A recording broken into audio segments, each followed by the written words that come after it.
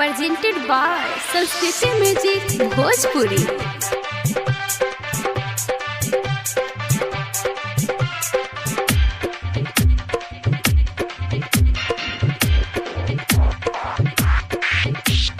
DJ Sumit Satish, DJ Sumit Satish, Raiva Sumit Satish, Raiva Sumit Satish,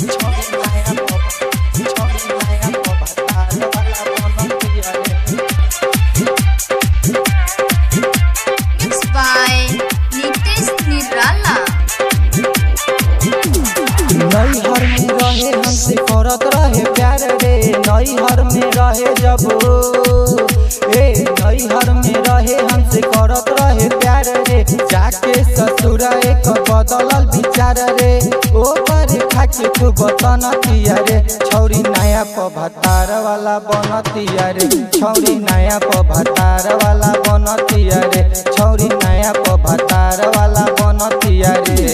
नैहर में रहे हमसे करत रहे प्यार रे, जाके ससुरा एकर बदलल विचार रे, ओकरे खाके खूब तनतिया रे, छौरी नया पभतार वाला बनतिया रे, छौरी नया पभतार वाला बनतिया रे।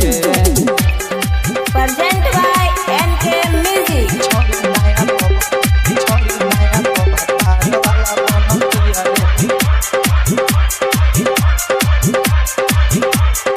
Mixed by Nitesh Nirala।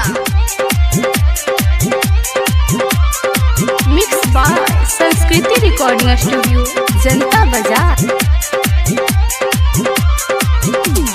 हमरे से लेत रहे 10-20 रे, हमरे दिहल पेनत रहे टपा जिंस रे, अब ना गुन गावतिया, अब ना गुन गावतिया तनिको हमार रे, मंगला पबरी तारे सावतिया यार रे, तारे सावतिया यार, तारे सावतिया यार, ओकर दिहल नोट बनतिया रे, छौरी नया पभतार वाला बनतिया रे, छौरी नया पभतार वाला बनतिया रे, छौरी नया पभतार वाला बनतिया रे, छौरी नया पभतार वाला बनतिया रे।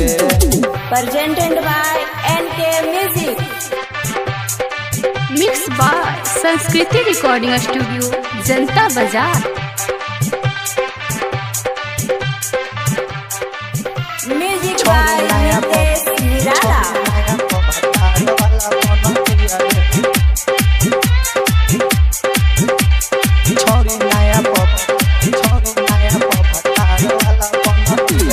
राइटर नंदन निदर्दी कुंदन हो, राखत बिया नाब हमर मन हो, अखरे मुआवतिया, अखरे मुआवतिया हमारा के आज रे, अफजल दीवाना से करत बिया राज रे, करत बिया राज रे, हमके उ देखी खूब जलतिया रे, छौरी नया पभतार वाला बनतिया रे, छौरी नया पभतार वाला बनतिया रे।